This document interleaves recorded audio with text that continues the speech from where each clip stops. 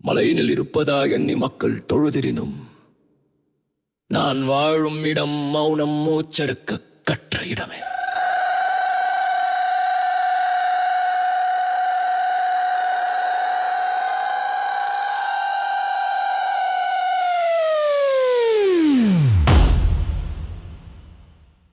அவள் வந்தாள்.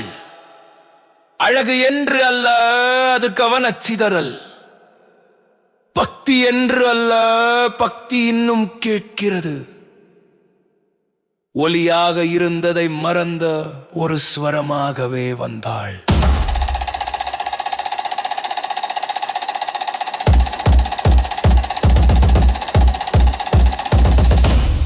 முனிவர் அவளை யோகினி என்றனர். நான் மட்டும் முகம் மலர்ந்தேன். அவர்கள் கண்டது ஒரு பெண்ணை, நான் கண்டது அவள் மூச்சுகளுக்கிடையே பிறக்கும் அந்த அளவிட முடியாத வெளியை.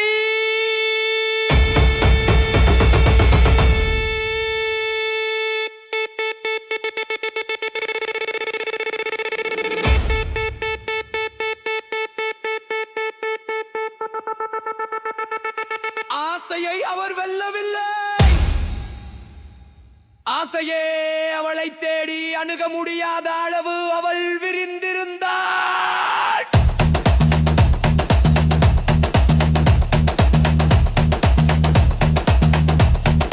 கண்களை மூடி உலகத்தை விளக்கவில்லை. கண்களை திறந்து பார்த்தால் உலகமே மறையும் வரை.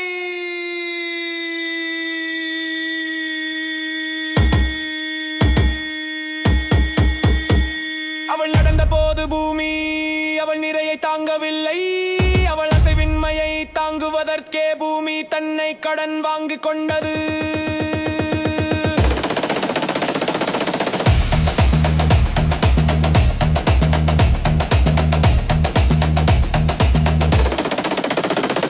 என் சடையில் ஓரும் கங்கையும் ஒரு கணம் மெதுவானாள்.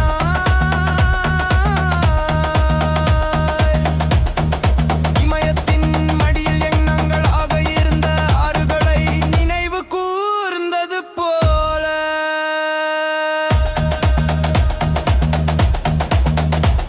என் தலையில் திகழும் சந்திரன் சாய்ந்தான், பாராட்ட அல்ல கேட்க.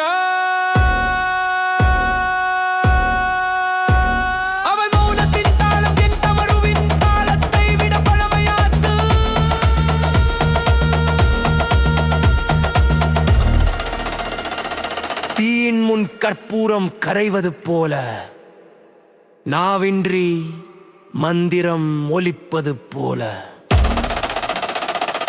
பூவை விட்டு விடை பெறாமல் மனம் போவது போல அவள் கரைந்தாள், தன்னை மறந்தாள்.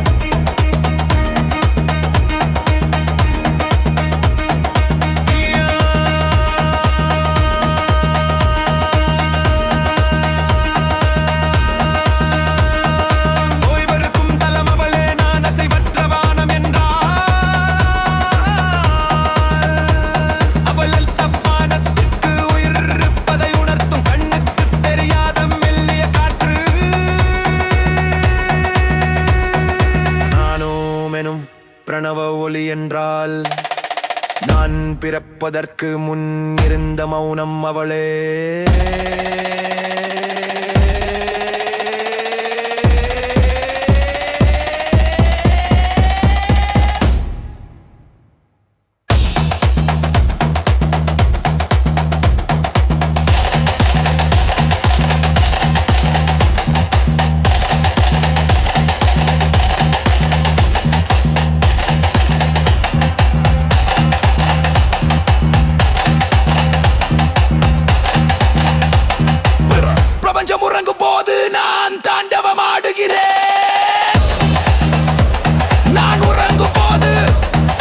விரித்திருந்து மௌனம் பெருமையாக்காம காத்திருக்கிறாள்.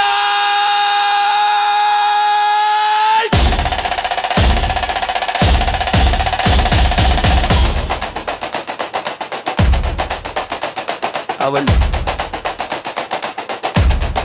ராகினி.